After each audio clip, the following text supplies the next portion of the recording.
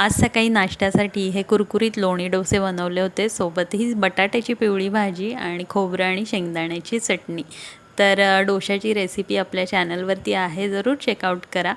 आणि त्यानंतर भरपेट नाश्ता झाला आणि मग मी आलेली आहे या DIY शॉपमध्ये। या ठिकाणी या अरोमाच्या कॅन्डल्स तुम्ही बघू शकता, किती सुंदर आणि क्यूट असे हे जार आहेत। तर रोज फ्लेवरमध्ये लव्हेंडर, पुन्हा लेमन ग्रास, स्ट्रॉबेरी आणि खूप वेगवेगळ्या व्हरायटी होत्या इथं या टी लाईट कॅन्डल जारच्या।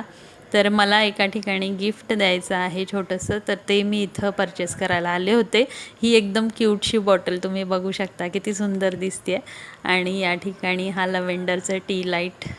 या DIY शॉपमध्ये आणि मार्केट 99 या शॉपमध्ये फिरताना ना, या क्यूट वस्तू बघताना माझा वेळ कसा निघून जातो ना, मला अजिबात कळत नाही।